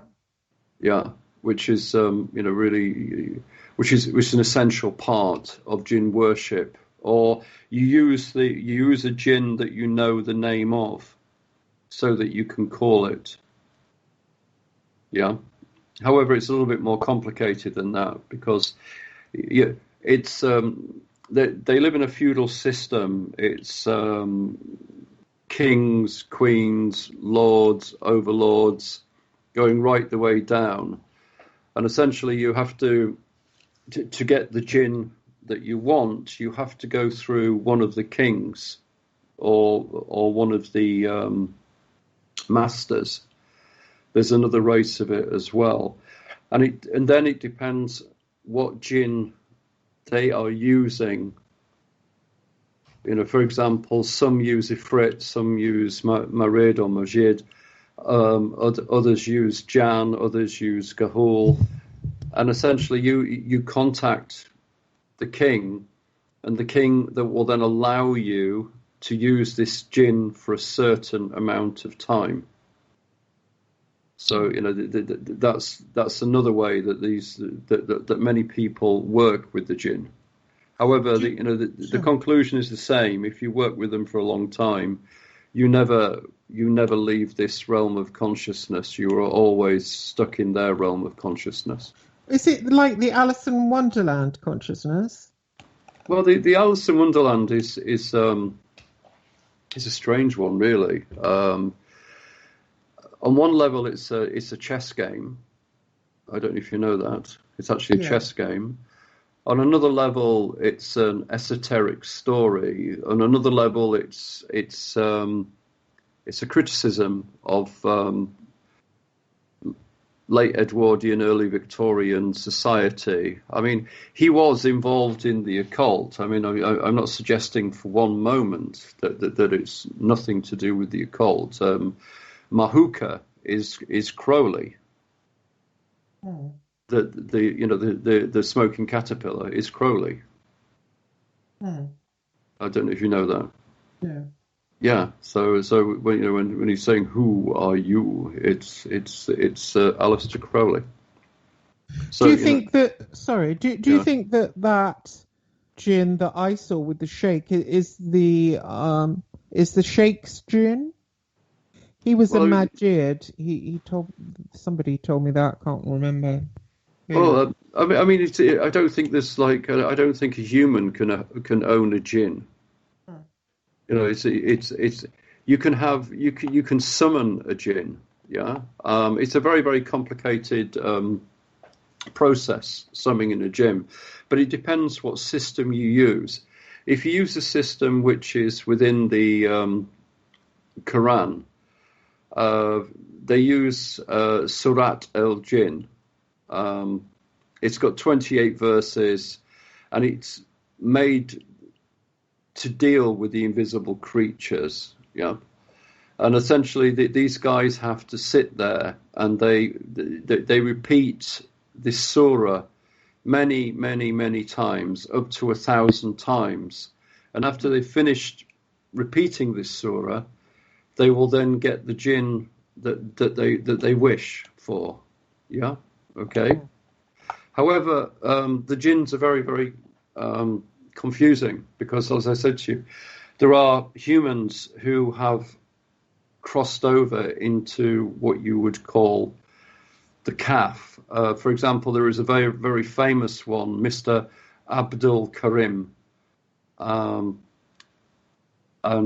essentially you call on Abdul Karim. Yeah, it's called a dua. It's called a summoning, and he will assist the summoner when they are confronting demons. However, everything that you read about this jinn, one has to use complete caution. It's a very, very strange world. It's a very complicated world. Is it a book with that guy in? I found the guy. It's in my book. Oh, okay, thank you. Yeah, I found my guy. And just wanted to ask you, it's going back. So it's interesting that I didn't have to summon one. I got one for free, like almost getting one for free in a cereal packet or something. I doubt you got it for free. I'd imagine that he, the sheikh, did a deal with the jinn, and that you were the prize. For who? The prize for who? The jinn, of course. Oh, I see. That's a bit cheeky of him because I didn't really give permission for that. Well, they don't need permission. They just need to trick you. That's one of the interesting things in Dracula. Why it's almost certain that he's employed jinn magic, because Dracula asks him, "Do you want to come in?" Yeah, and of course he says, "Yes, I do want to come in." The moment he comes in, he is bound to Dracula and his magical works, and it's the same thing with the jinn. Essentially, you have to be very careful because you can easily bind yourself to them in the same way, if that makes any sense. Right. There is nothing simple about jinn magic. People, in many ways, it is very simple. In other ways, it's very, very complicated. It's understanding what jinn you're talking to, understanding what rank it is, and also understanding what relationship you can have with that jinn.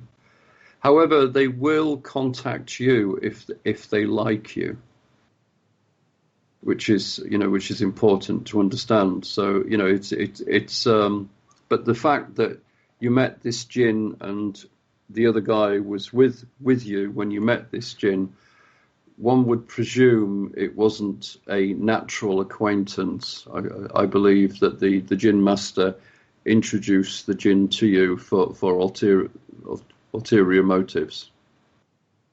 What were those? Well, it's always energy and it's always bodies.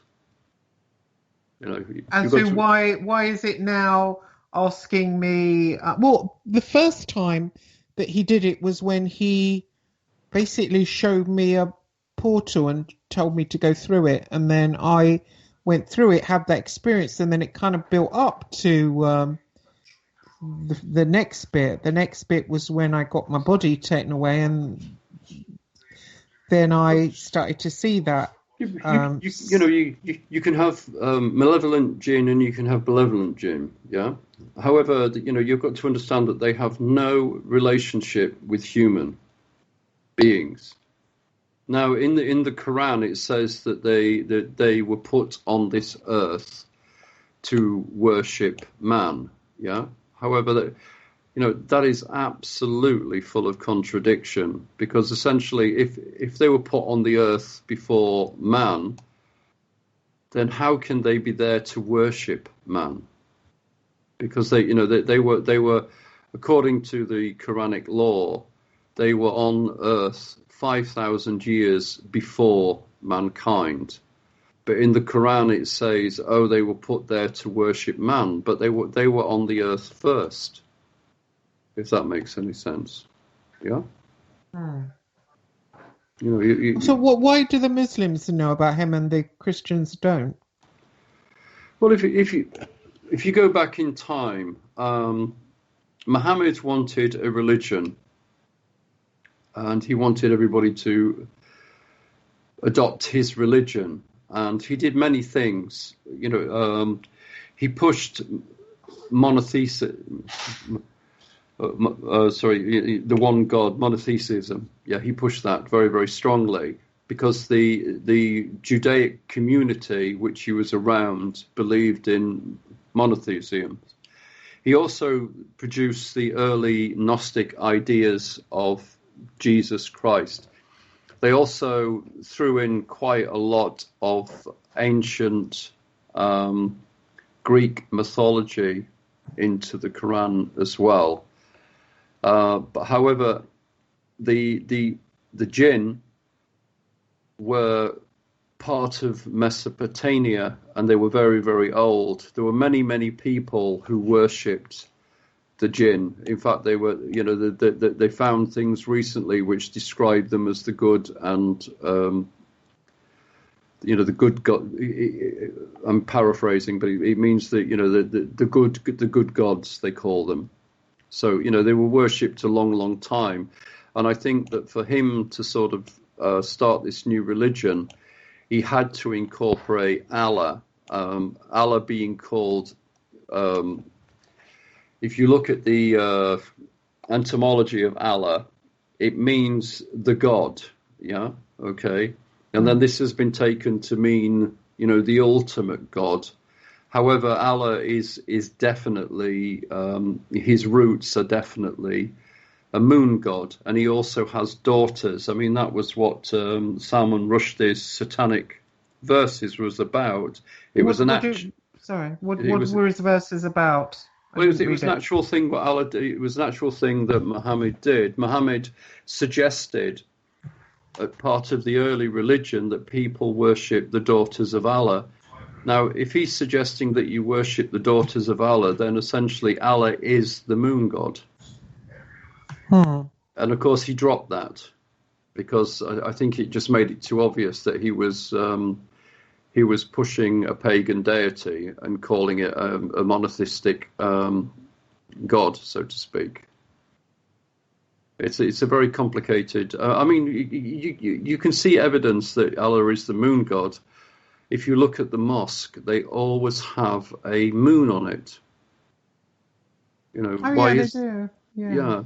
So you cannot deny. I mean, Ramadan starts on a full moon. Yeah, so you cannot deny these facts. Who is the moon god there? Well, we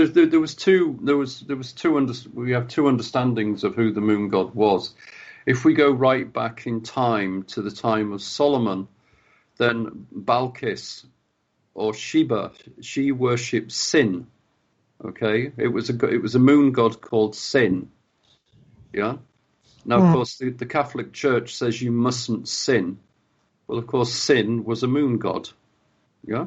Okay, and then over the 1,000 years, he then became Al. Yeah, and then from there, it was then shortened to being Allah. Meaning one of the main gods. But essentially, if you look at the history of Allah, he is definitely a moon god. Definitely. It's not just. This is top academics that have written this. It's in my book, by the way. Cool. Yeah. What do you think of Yahweh? Is Yahweh the moon god? Who is Yahweh? He's definitely involved with the Nagas, I would say, because of the Moses and the burning bush, and the snake, the bit where he slams. The thing is, well, to understand what is a jinn, generally speaking, you have to understand: is it elemental? Okay, yeah, is it fire? Is it water? Is it air? There also is a kind of a spiritual element to them as well, and he's a thunder god, so essentially he's a god of wind, and that's an element. And if it's elemental, then it's a good chance that he is a jinn. Do you think he's a jinn? Well, yeah, he's elemental. What else can he be? So all the jinns are elementals? Yes, yeah. That's where you get your colours from. For example, when you saw your Marid, he would have been blue. He'd have been dressed in blue. Yeah? Am I correct? Yeah, like a navy, I think. Yeah, that was the blue. Now, if you're dealing with a Frit, they are red. Yeah, Jan tend to be green in colour, and then the Shaitan can be black or white, which is quite an interesting combination.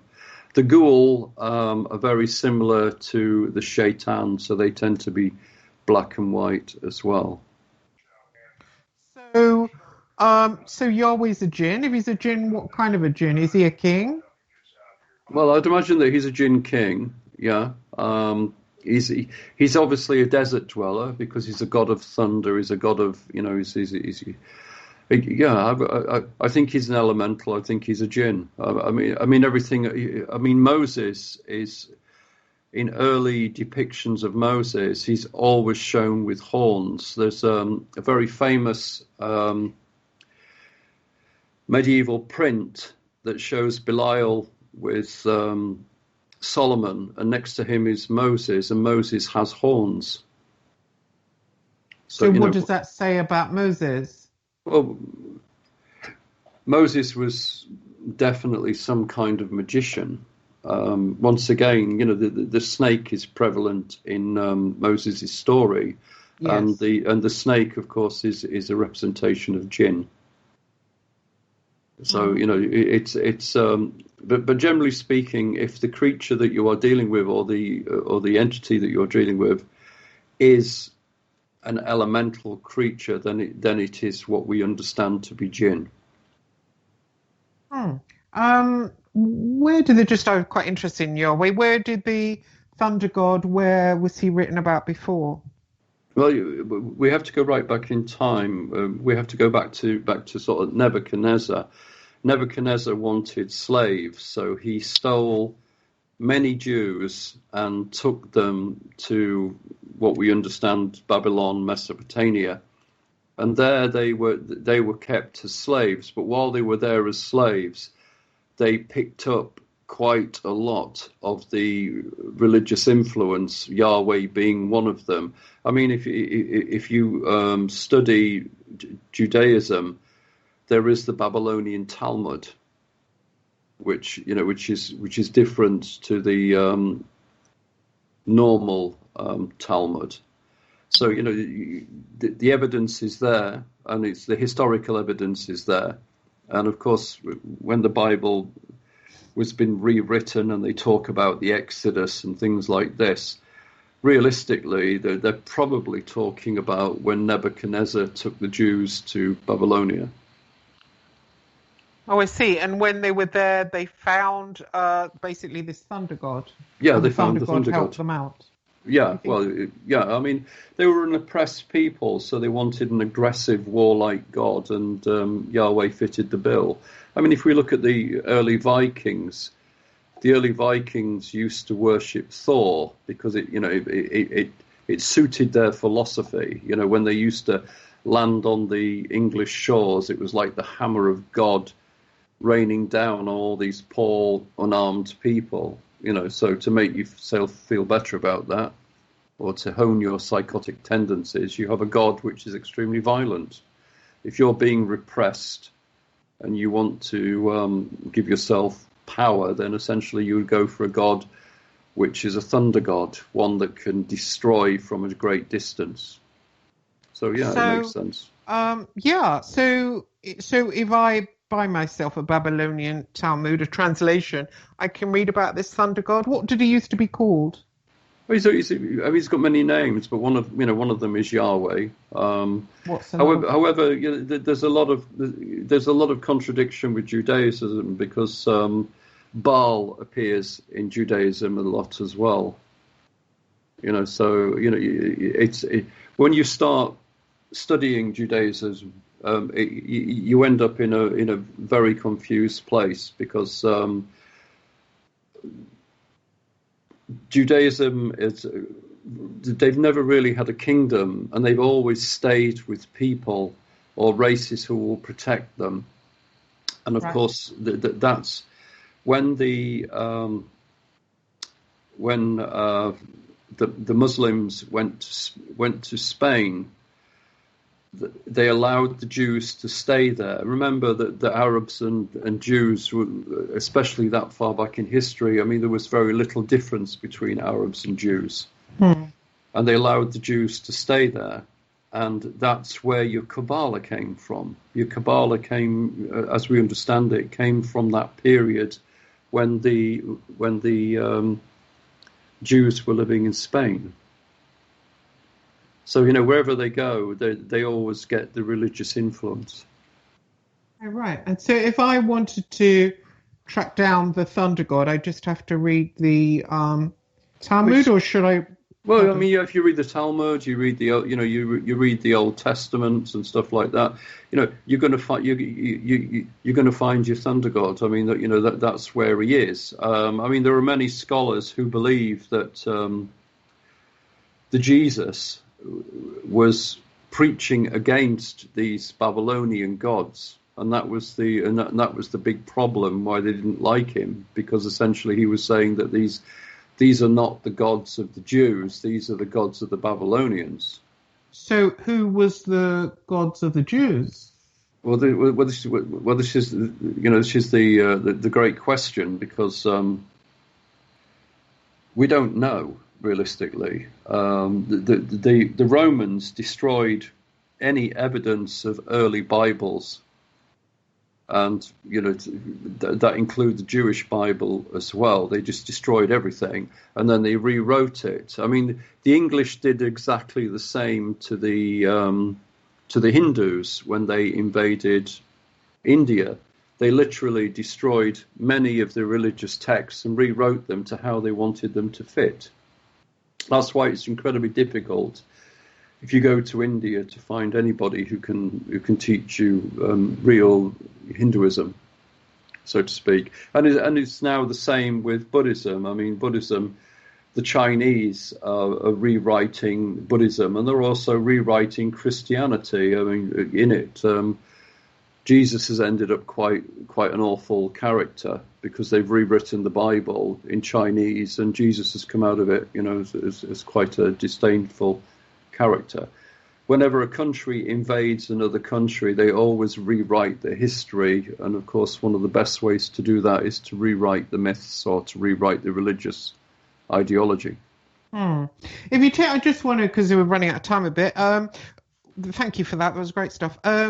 The serial killer question about, I think we brought it up at the end of the other show last week.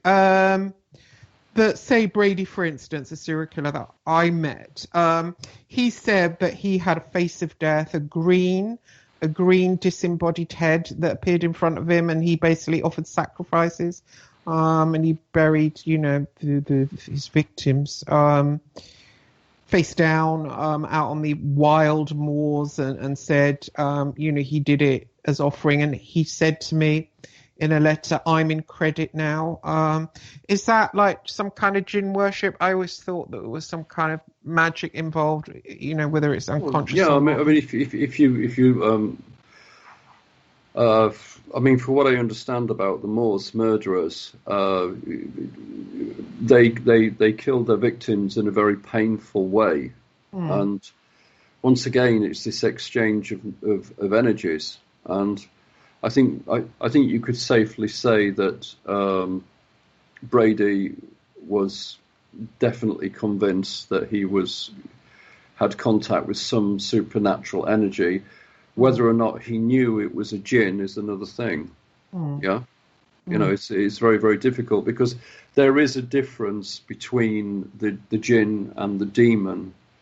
The demon allegedly are born from fallen angels, whereas the jinn come from the calf.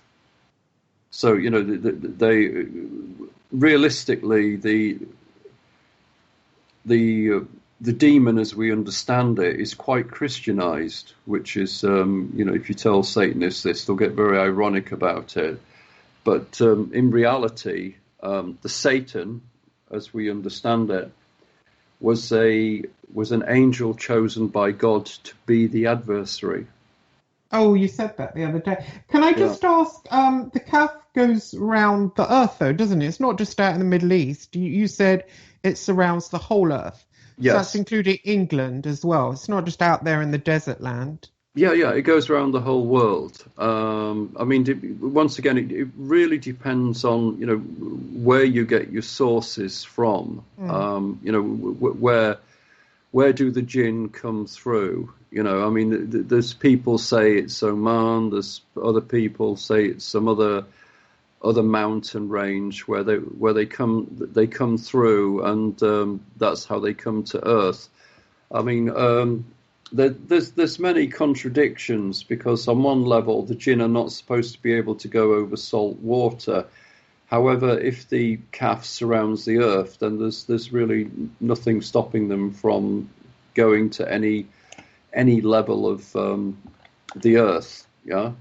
You can see in ancient Buddhist and Hindu reliefs, it shows the world in a very different way. And if you speak to proper gurus, they will tell you that these maps you can't follow, because once again you end up into a place which is the calf. Which is, which is very interesting. Do you think that these people that are doing these, people find it in the cattle mutilations and that, is that a certain form of jinn that maybe eats their organs? They do seem fond of separating bone and flesh. It seems to be their thing a little bit. Well, it certainly fits the ghoul. What we understand is the ghoul. Yeah. What do they do with that flesh? Well, they eat it. They eat it. Why do they want to eat it? Well, that's what they do. That's their thing. They live on flesh, usually human flesh. So I suppose if they can't get human flesh, they go for animal flesh. I think, like with Brady, people say, there's a child murder, but also, he did kill an adult. The last murder was where he tried to get someone else involved. He had Marihili involved, and he probably killed before he met her.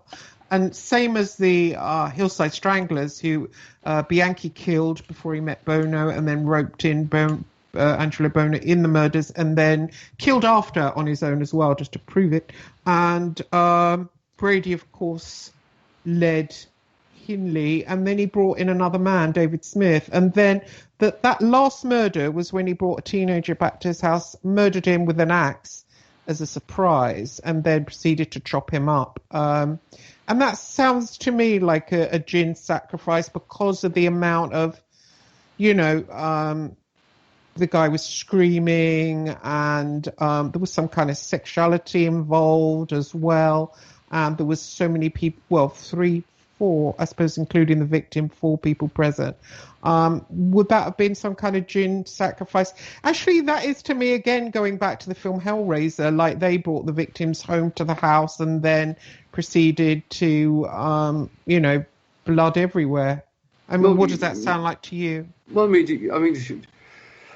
if you ever, there's a survey recently done, I think, was it by the CDF or something in America, to do with Arabic people, and they said that insanity was caused by the jinn. Now, he went for a plea of insanity, I believe, did Brady. However, it's convenient, but whether or not he was possessed by a jinn, I would imagine is probably highly likely, because it fits how some of the jinn operate. Which one? Definitely. Well, once again, it'd be like the ghoul, or it'd be probably the shaitan. They're really into this kind of violence. Why? Well, because they don't like humans. Why not? Well, they were put on the earth first. The God came along and said, well, yeah, you've cleaned up the place, it's great, so I've brought these humans, they are now your boss. Yeah, but they'd lived on the earth for something like, I think it was 5,000 years before humans turned up. Mm-hmm. So if that's the case, if, imagine you've got your house, and then tomorrow somebody knocks on the door and says, oh, you've got these guys living with you, how are you going to be about it? You're going to be annoyed, aren't you?